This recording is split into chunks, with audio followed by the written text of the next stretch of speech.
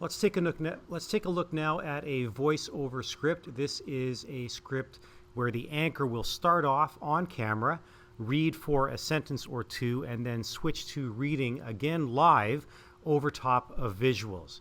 So it's about 30 or 40 seconds long, the entire script from beginning to end. That's including the short on-camera section and the voiceover section. The script must match the visuals, and this is the second longest or second shortest of the three types of television scripts you will see.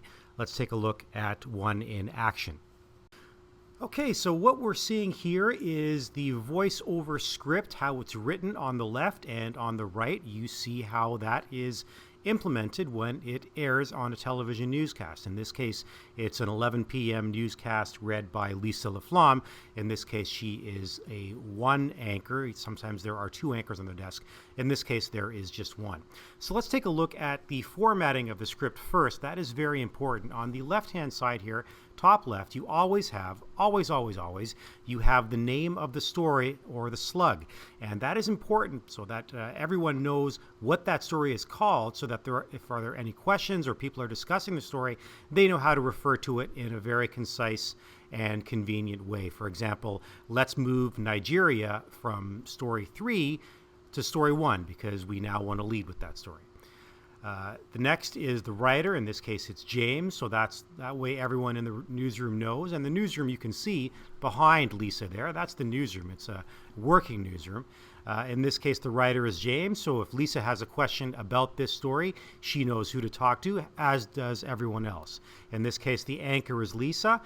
This really isn't that important for this newscast because Lisa is the only anchor. So it wouldn't really be too confusing for everyone to figure out who's reading this story. It's got to be her.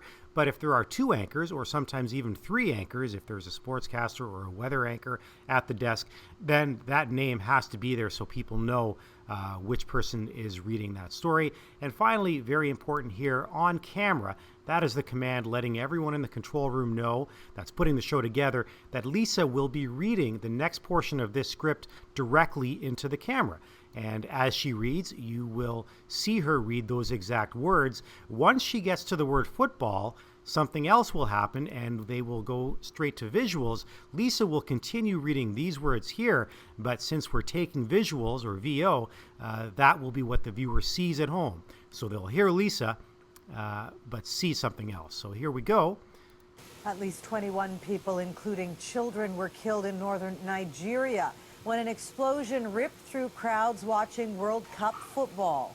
Witnesses. So you'll see as soon as the word football she was finished saying the word football, we take VO, which means we take visuals. Now pay attention up here in the top left-hand corner of the screen. You're going to see the name of the city in Nigeria in which this is taking place, and that is coming directly from this script right here. It says Super Damataru Nigeria at 00. That means as soon as these visuals come up at the 00 mark in terms of the timing of the story, we want to see those words. And here we go. And police are blaming Boko Haram for that bomb that exploded in a rickshaw last night. The terror group has targeted sports bars in the past and warned of World Cup violence. So you'll see as soon as Lisa finished the word violence, we saw the lose VO command, which means that's the end of this particular story, and we're moving on to something else. And you can tell we've moved on to the next story because this graphic over here has changed. So that is a step-by-step guide as to how a voiceover is written and how it is then translated onto the screen. This entire story from beginning to end is probably about 25 seconds long, and that is usually the length of a voiceover story. It's read live, and it's a combination of the anchor reading into camera and then reading over top of visuals. And these visuals, the ones that Lisa was reading over top of here, these visuals of this tragedy in Nigeria, these are cut ahead of time. These are pre-edited. So this part, the visuals here are taped, but Lisa's voice is live. And you got to make sure in the timing of the story that Lisa's voice, in terms of what she's saying, matches up with what you're seeing on the screen. So that's a quick look at a voiceover script and how a voiceover looks when it's put to air.